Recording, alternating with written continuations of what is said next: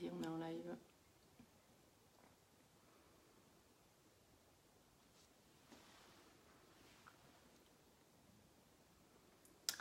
On est en live, on est en live. J'attends juste que vous soyez notifiés et puis on va commencer. Comme vous le savez aujourd'hui, un live tout spécialement pour, enfin du moins concernant le silence des hommes. Donc concernant le silence, le mutisme que l'on peut avoir à faire face aux hommes qui nous donnent du fil à retordre. Alors, allez, les gens commencent à se connecter, très bien, c'est parfait. Alors, sans plus attendre, on va parler aujourd'hui donc du silence. Et pour commencer, parce que je pense que je vais avoir beaucoup de femmes sur ce sujet, eh bien, je dirais que je vais avoir une question à vous poser, puisqu'on va voir comment comprendre en fait le fonctionnement des hommes, savoir comment communiquer avec eux et savoir comment les faire parler. Mais tout ça, ça m'inspire une seule question. Ça va être plutôt de savoir eh bien, qu'est-ce que cache ce silence pour vous, mesdames? Qu'est-ce que vous en pensez? Est-ce que ce ne serait pas la peur, finalement, du silence, quelque part? Ah, bonjour Sabrina. Merci pour ton petit pouce. D'ailleurs, j'en profite. Là, Sabrina fait un petit like. Je vous invite à liker la vidéo si vous l'aimez, ce live, mais également à le partager si vous ne vous sentez pas concerné par ce live directement, à le partager directement pour que les gens puissent en profiter, mais peut-être même tout simplement se renseigner et puis faire face à ce silence. Allez, j'attends plus personne, on commence. Donc au-delà de cette question, si jamais vous la posez et pour vous c'est une peur, eh bien cherchez ce qu'il y a derrière cette peur. Ensuite, je voudrais vous dire une petite chose également.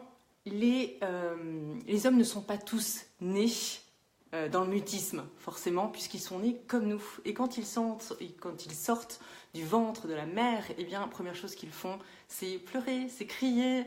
Et oui, forcément. Donc, ils ne sont pas nés tous dans le mutisme, tous vraiment dans le silence en fait de la parole et laisser un vide. Ils sont pas nés pour nous embêter, quoi, clairement, hein, puisque c'est ça dont on redoute. Voilà, donc ça va pas s'appliquer à 100% des hommes, c'est ça que je veux vous faire comprendre.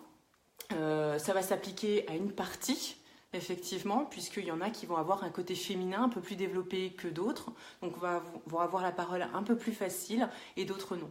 Je ne vais pas rentrer dans le détail, c'est un petit peu plus psychologique, mais on pourra le voir éventuellement dans une conférence. Mais ça, je ne vous en dis pas plus, on verra un petit peu plus tard à la fin du live, puisque j'ai une surprise pour vous.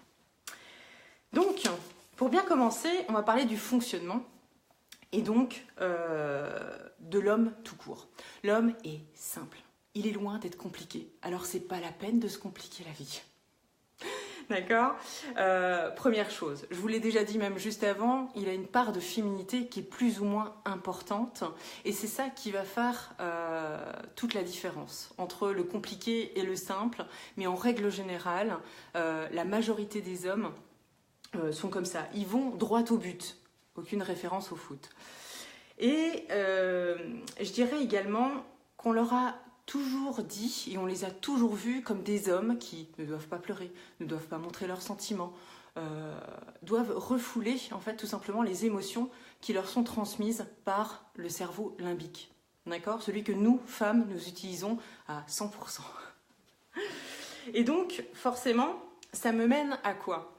En vous parlant de ça, parce que ça remonte quand même à la préhistoire, hein, toutes ces histoires-là. Bonjour Virginie.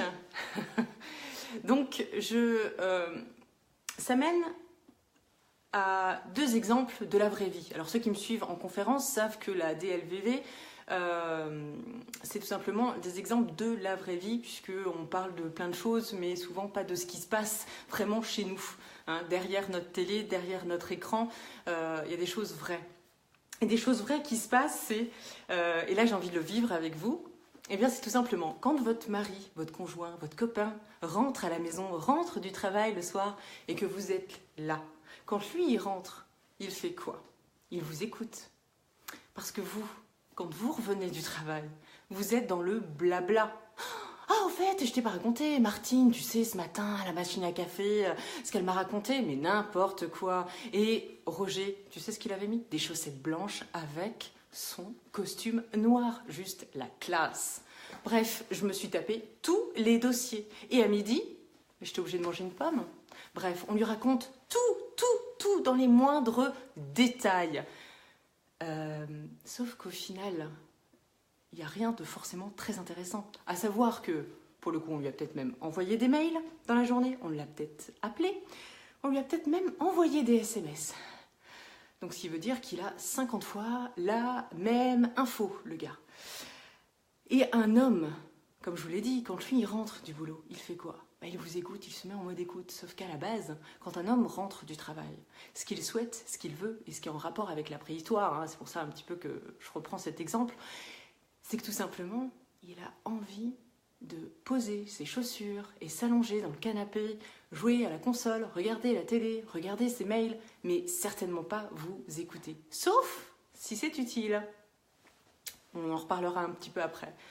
En fait, l'homme considère qu'il a fini son travail, il a apporté l'argent à la maison ou il a apporté votre repas et donc que vous êtes prête à le servir et donc qu'il peut se détendre. Et là, vous allez me dire, bien sûr. Oui, mais ça, c'est un exemple, d'accord? Pour vous montrer d'où ça vient et ce qui se passe réellement dans la vraie vie.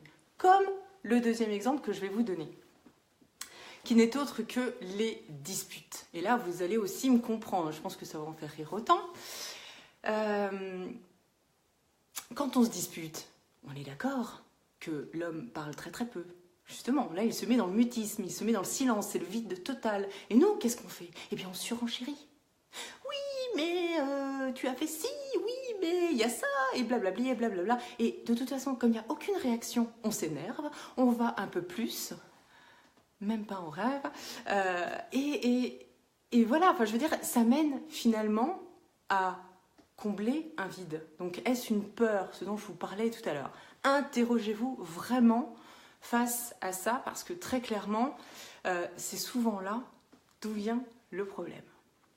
Pas forcément des hommes. Maintenant, quand je vous parle de tout ça, eh bien, je vous donne des exemples. Ça m'emmène à la deuxième chose qu'on doit voir dans ce live, c'est comment communiquer avec les hommes. Alors là, j'ai 3 conseils à vous donner. 3 conseils, hein, on est bien d'accord. J'espère que vous êtes prêtes à noter. Une chose qui va paraître surprenante, mais qui est telle que, et vous allez vous en rendre compte par vous-même, c'est tout simplement la lenteur. De parler, de communiquer lentement. Pourquoi communiquer lentement? Si on est énervé, on ne va pas parler « Alors, non, tu as eu un problème. » Je suis d'accord avec vous, ça paraît un peu juste irréalisable. D'accord? Mais je ne vous demande pas en fait de parler comme un tout petit, mais simplement de parler doucement et lentement parce que l'homme a un cerveau qui fonctionne doucement et surtout qui analyse. Alors plus vous allez lui donner d'infos à la seconde, moins il va en retenir.